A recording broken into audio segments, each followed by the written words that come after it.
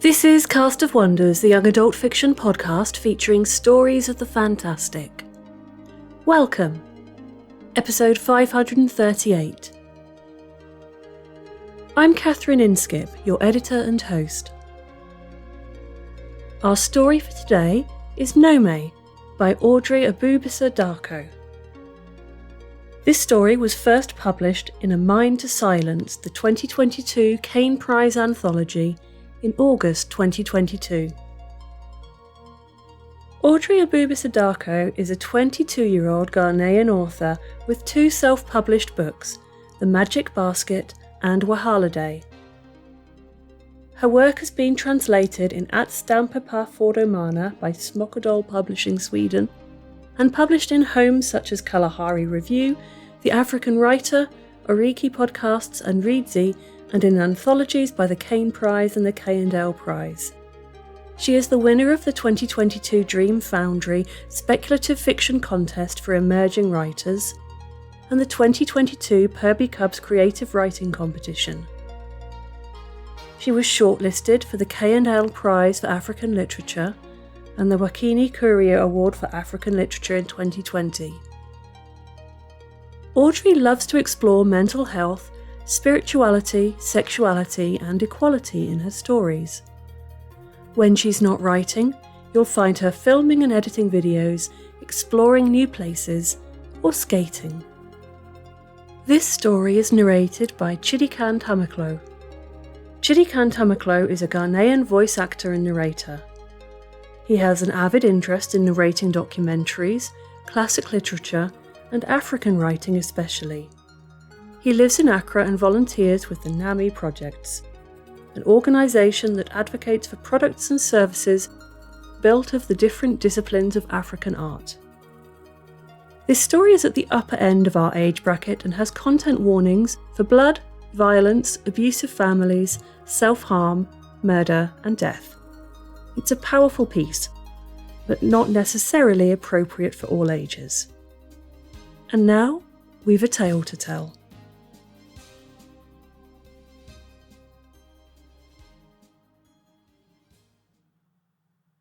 Today's story is entitled Nnome, written by Audrey Abubisa-Darko, read by Chidikan Tamaklo.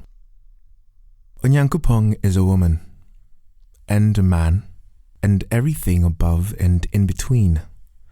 Ekuba says Onyankopong kissed the tips of his fingers on the 6th day, and sculpted these bodies as worldly vessels for our spirits. Why do we call Onyankopong just he, when Ekuba says that all of us were made in the image of God? All the men, all the boys, all the women, all the girls, all those people who don't quite look like either men or women, but rather like cut and paste versions of each thrown together.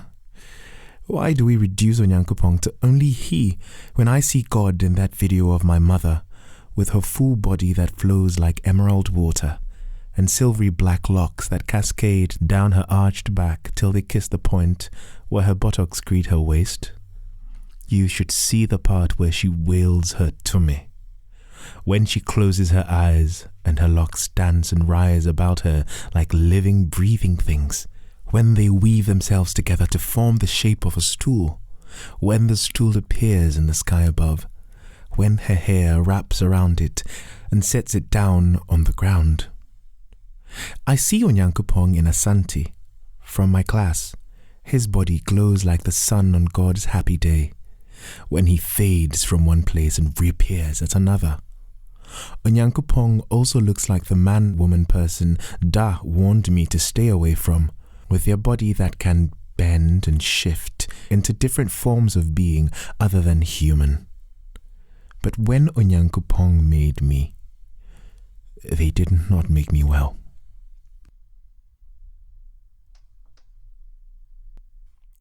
You should have never been born. My father's words are pressed down into the crevices of my brain. I see them on the walls, I see them in my dreams, I see them each time I lift my cursed hands to wield my tummy, and nothing happens. A familiar mechanical sound licks my ear as small voxels bind to one another above me. The strong beams burn my sleepy eyes. The hologram forms, and my virtual assistant, Ikuba, squeaks to life. Good morning, Nnome. It's 13 a.m., Friday the 42nd. Your first class begins in 52 solar minutes, after which I'm not going. The map to school appears on the hologram, and Ikuba calls out the coordinates of the trajectory. She issues a command to portal spawn device, and the portal begins piecing itself together, simulating your father's create in 10, 9, 8. I said I am not going. You've forgotten what today is? My voice cracks. Horror washes over me in 1,000 solid waves. I run my fingers through my hair and down my face, my hands quivering, my body weak. Tears pour down my face. Today is Friday the 42nd, Ikuba repeats. The sound of heavy footsteps grows louder. My door swings open. Nnome! My father stands at the door, his voice heavy, his eyes empty. Da, get out of your bed. He walks toward my workshop table, which is cluttered by the workings of a struggling inventor, and sets a colorful paper bag on it. It has Happy Birthday written across it in bright pink. He notices the hologram suspended in the air and wrinkles his nose. I stand beside the partly built portal. The Adinkra symbols carved in its mahogany frame gleam against the holographic lights. Denchem, the crocodile, for adaptability. Aya, the fern, for endurance. My portals look good, but they'll never be as good as those made by my father's tummy. What is this nonsense? He points a large hirsute hand at the portal. It's one of my inventions, Da. I made it. Like the gateways that you make. I've been working really hard and now I can simulate your tummy with techno. No matter what you do with these toys of yours, Onyankopong denied you to me, and you can never be like any of us. He walks towards me and stops short when my face is only a few inches away from his chest. I raise my eyes to meet his. They glisten. He's been crying too. His lips stretch into a smile, one that does not reach his eyes, and he says, Happy birthday, my dear. Thank you, Da. He picks a confetti blower from the paper bag. Tell your talking thing to play a birthday song. I issue a command to Ikuba. And happy birthday fills the room. Mirth fills Da's eyes as he breaks into dance around me, spraying confetti on my head. Whose birthday is it? He shouts over the music, dancing. My voice does not know me anymore. Mine. Da cups his hand over his ear. Mine. Guilt sits heavier and heavier on my shoulders, pushing me into the ground where wastrels like me belong. Something flashes in his eyes. And whose death day is it? He continues in his jolly dance, capering and frolicking as if Happy Birthday is the most melodious song in the universe. His movements are more frantic and more exaggerated. I open my mouth to respond, but I cannot speak. Thoughts spin in my head till everything in my vision spins. I open my mouth to speak, but my words meld into one another, one wave of a wail. Da stops dancing and looks at me. He steps closer to me, the mirth lost in his eyes, and he lowers his voice. Whose death day is it? I take a deep breath. Ma. And who killed her? His face is even closer to mine now, his breathing long and hard and hot against my face. His eyes bore into mine, mocking, provoking. I bow my head. Me. That's right. If it weren't for you, she would be alive. I continue, my voice barely a whisper. He takes a cake out of the paper bag. He rubs his palms together until blood begins to flow from his fingertips and onto the floor. I've watched Da many times when he creates weapons, cooking pans, jewelry, portals, but I can never get used to the sight of his blood. He closes his eyes and draws the shape of a knife in the air with his finger, and the blood moves at his command, hardening till it becomes a knife. I pick it up without question and cut a slice and put it in his hand. I tip my head back and open my mouth, and he stuffs the cake in my mouth, and I lick his fingers, sugar and blood interlaced, like I know how after all these years.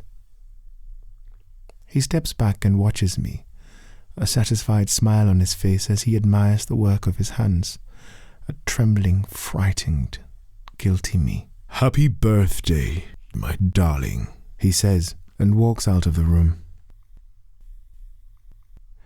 "I want to see the dead," I said to Mrs. Sankara, my teacher, 6 solar months ago. She batted her eyelids. No, not like that," I laughed. "My project for applying to the academy, I want to develop something to help me see into a dead person's past life, my mother's past life." I told her about Ma, how I knew nothing about her beyond that video card I stole from Da. I did not add that the next thing Da told me was that she killed herself when she saw she made me, that she chewed the umbilical cord cut and strangled herself with it, that Da walked in with a smile on his face, and when he saw her and he saw me, he lifted me and slammed me against the wall, that I refused to die. I told her about Da, how he never said much about who she was, how he shut down whenever I asked, how I want to help him cope with his grief somehow. "Nyansa Academy is the place for brilliant minds like yours, Nnome.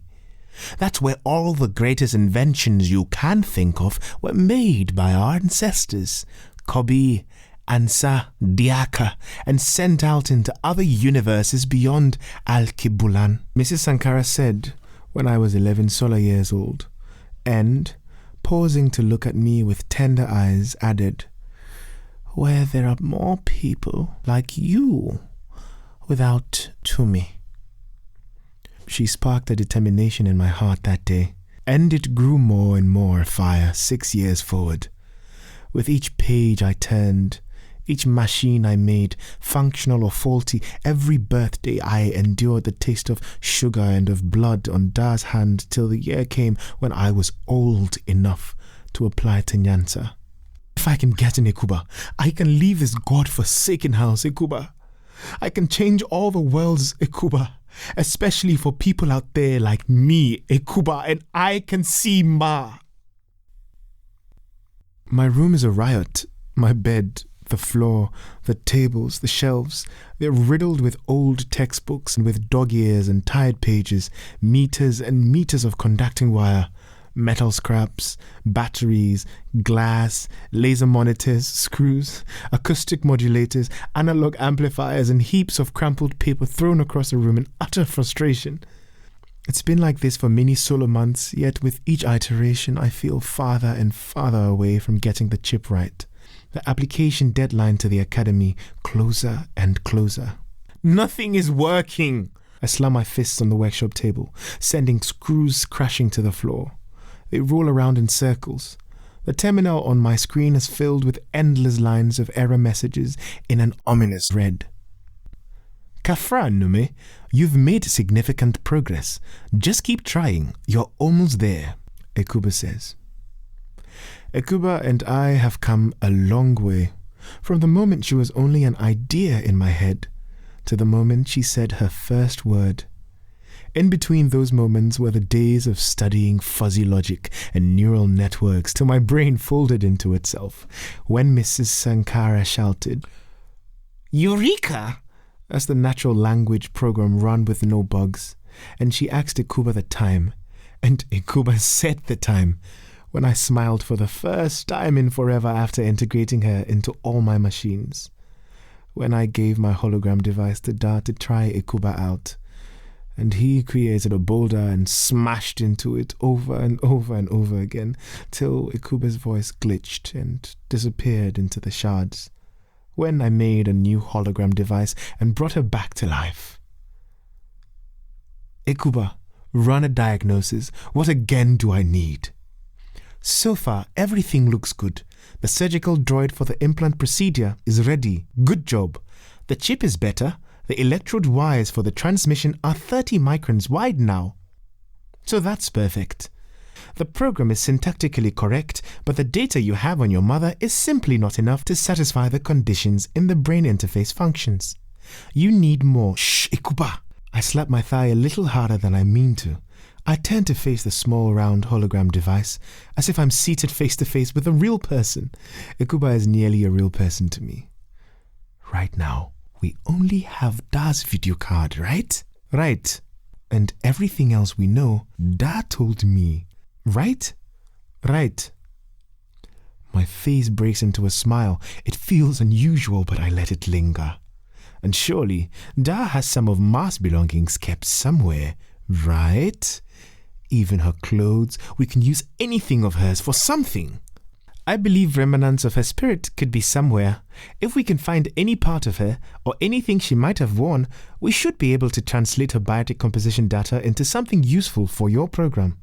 I have been trying to suggest this to you, but what's the time? 26 p.m. I smile wider. It's almost time to clean his room anyway. Nnome! Da's voice rings through the walls from across the side of the house. Disgust strokes the wrinkles on his face when he sees my cleaning droids hovering behind me as I walk into his room. What is this? I designed them not so long ago, just to make cleaning easier. He groans and waves a dismissive hand at me and walks out. I quickly press the buttons on the cleaning gadgets to start work as I think of where to begin my search. The machines scurry about, wiping dust off shelves, pulling sheets taut. Da never allowed me into his room until recently, and I never asked. I wasn't sure what to think of it when I first saw his room. The grey paint on the walls, the low lighting, the floor drowning in scraps and the scraps of unfinished creations. There were no pictures on the wall, no humanly warmth in the air that sat in it. The hover broom gets stuck, trying to sweep under the large bed. It makes a loud whirring sound as it keeps knocking against something in its way. I go down on my knees to dislodge it, and I see a dark brown box obstructing it. My heart knocks hard and fast with iron fists against my chest as I drag it out, looking over my shoulder. Every couple splits of a second. The box is heavier than it looks. There's no lock, and it has an eerie feel of having just been touched. My fingers rummage through it with hunger. There's nothing much of note. Old dusty books, unfinished iron carvings, wooden handles broken off knives he created. I pick everything out until there's only a piece of cloth spread out on the bottom. It's only when I lift it and the vile smell of something dead and rotten slaps my face that I realize I've been holding my breath. Bile crawls up into my mouth and I jump back. My heart stops hammering against my chest. Before me, wrapped in a strange protective sheath, beside a knife covered in old, darkened blood, lies an umbilical cord.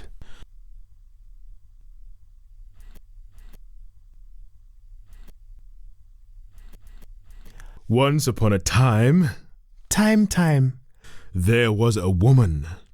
Woman. And she had a baby in her womb. When the baby came out, its face did not shine. What does that mean? Onyankopon did not bless it with tummy. Good! So the woman was sad when she found out what she had made.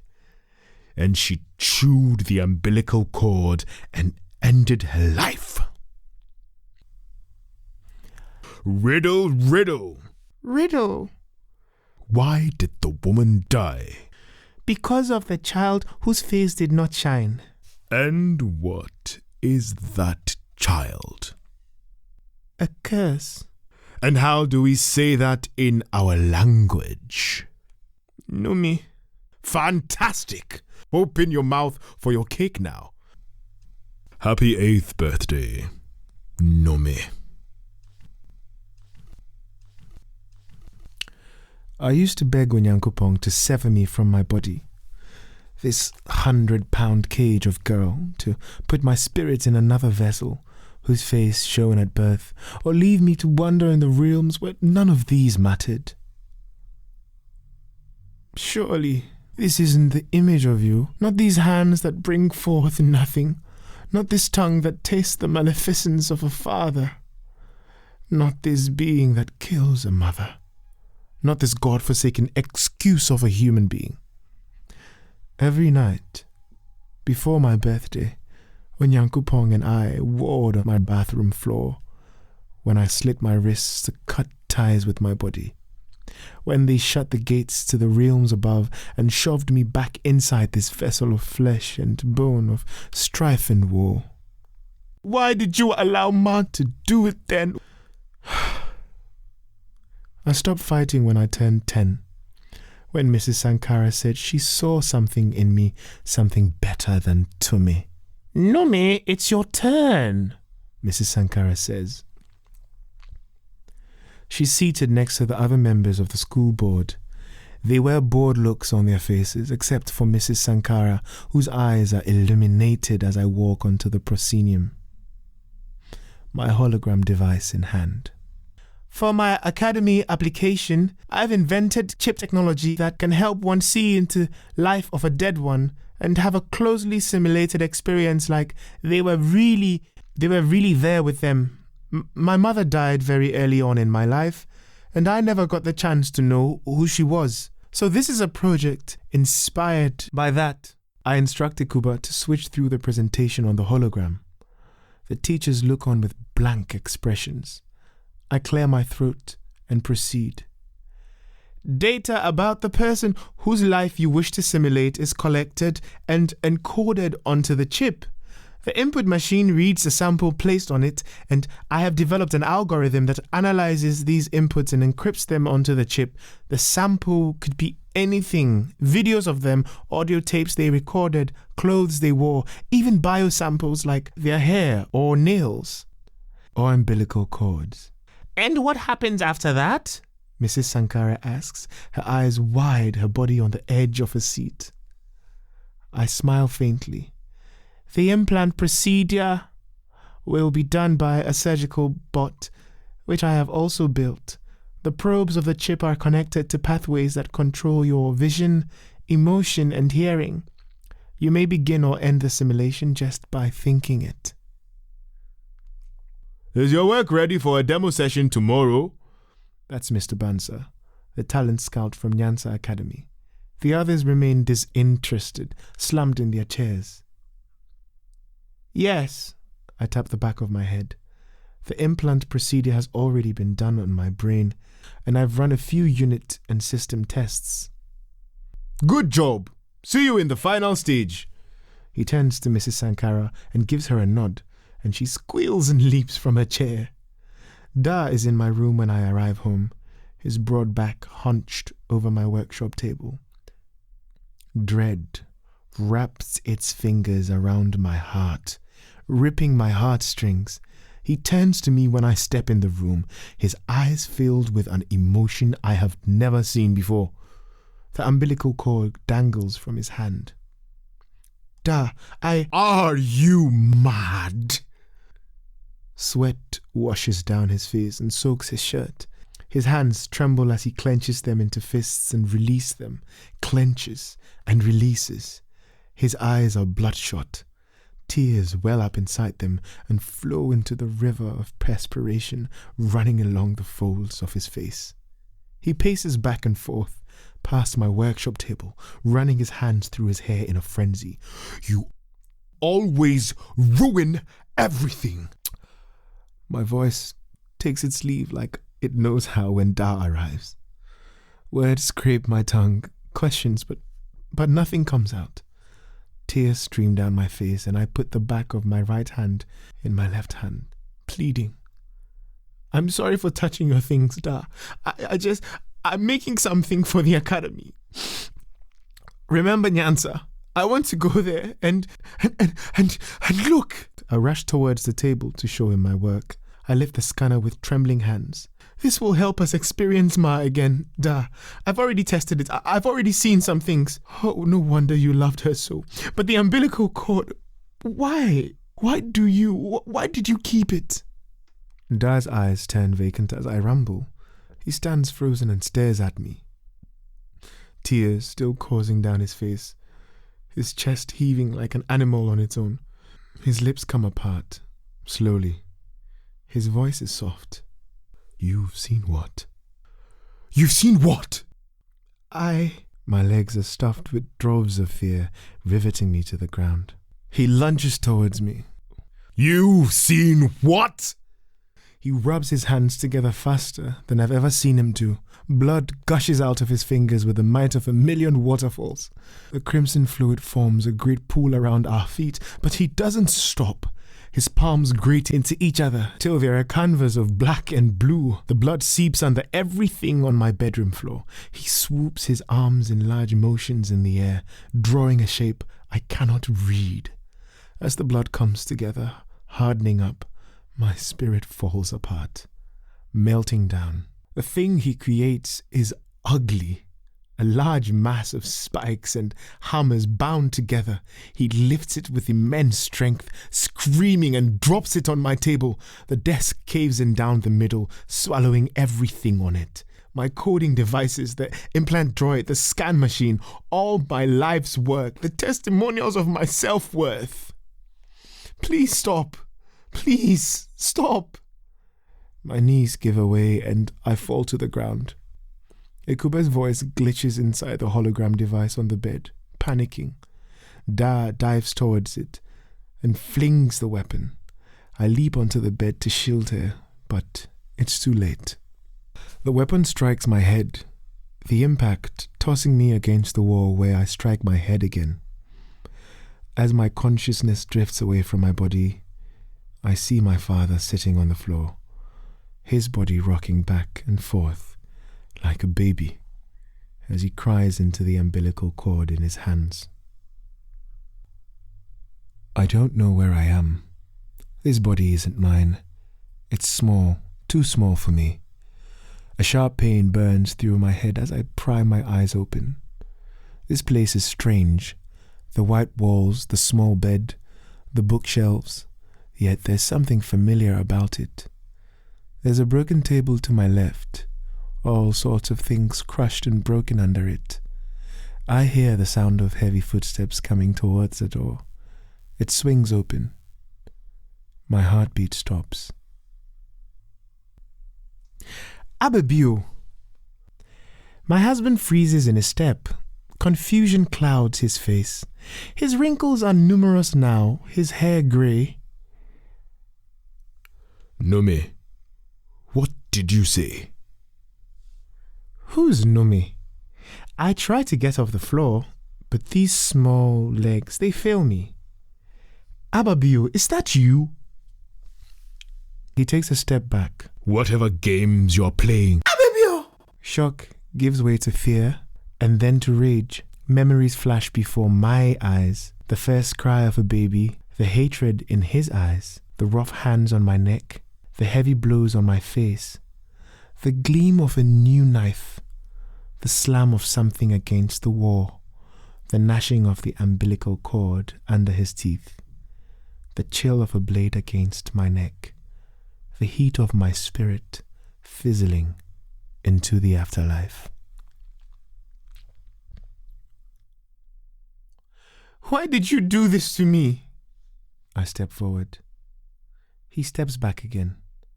What did I ever do to you, Ababio? His face drips with sweat, his eyes wide, scared. Adoa, I didn't mean to. He falls to the floor and puts his hands on his head, trembling like a frightened boy. A sharp pain sears through my head again. I feel pulled away from my body, and a heavy blanket of darkness falls over me. as my consciousness drifts. How long have I been unconscious, Ekuba? My head throbs with a wild pain. I touch the back of my head where the chip was implanted. A large scab of dried blood falls on my fingers. There is something I need to show you, Ekuba says, a humanly concern in her voice. The hologram device hums as it launches a screen. She plays back the incident from the moment I arrived home and saw Da in my room. What's happening? I stand up and point at the hologram. On the screen, Da cowers on the floor and I tower over him yelling, "What was that? The chip." Something is wrong. Ekuba pauses the video. When your father struck your head, the impact dislodged the wall. I cannot breathe. What wall? The firewall that prevents your mother's core bionic data from taking control over your body. So this, she plays the video, this is your mother taking over. We had all the data we needed from the umbilical cord to reactivate. Ekuba's voice drifts farther away until it's only a faint echo in the distance. I feel removed from myself again, like I'm somewhere far away. I observe my body move, but I do not have control. All of a sudden, I sense myself flung forward. I yawn. What just happened? You dissociated again. So, my mother? Yes, she came to the fore. Ekuba rolls the rest of the video. My mother, screaming through me at her killer. My father, sinking into his gorge of lies and deceit, of evil and evil and evil. I grab my hair and tug it till my scalp burns. Ekuba is saying something about calming down, but I can't hear her clearly as my screams reverberate around the room. I'm drowning in a pit inside me, an abyss in the shape of my father. I carry my broken inventions and run out of the house, past the children in their compounds, marveling at their newfound Nnome, past the homes that never let me in, past the man-woman who always tried to tell me something, but whom I ran away from because Da said so. I run and run and run towards the school. A scream cuts through the air, stopping me in my tracks. It's coming from the town square. The gong floats in the sky, calling everyone out of their homes. The streets fill up with people rushing towards the square from all directions. I follow them, my heartbeat a metronome to the rhythm of my running feet. The people crowd around the center of the square. Some put their hands on their heads and wail. Some shout, "Tufiakwa!" and spit on the ground. As I approach, everyone steps back and makes way for me. I fall to my knees when I see what they see. Da! I switch. Ababio! I switch. In the heart of the square, on a stake that gleams like the sun on God's happy day, hangs the lifeless body of my father by an umbilical cord. Blood surges from the tips of his fingers with the might of 1 billion waterfalls. But it doesn't harden. Cultural and family expectations are hard enough when you're in a position to meet them. In this setting, a child born without their expected magic has a very real struggle for acceptance. There's a quite clear metaphor for queerness in the real world here, and the degree to which it is either embraced, tolerated, or despised. This story also shows how a society's lack of tolerance can encourage acts of dehumanization. Nnome's father justifies his actions through social mores that support his hatred, twists what should be love into abuse and violence. But this story also shows us Nnome's strength, creativity, and resilience. They don't have access to magic, but they find other ways to create wonders, driven by willpower and love that they've somehow sustained through years of trauma. The umbilical cord, the tether connecting child with mother, might also represent the bonds between individual to society. Provides the means for a mother to enact justice in this story, to show that obligations run both ways. After all, families and societies form for the purpose of safekeeping, nurturing and love, and a society or family that fails us is not one we have any obligation to sustain. Many of Nnome's creations work to bridge those social gaps, including, hopefully, a route to healing the scars of their childhood and finding comfort in their own self-worth.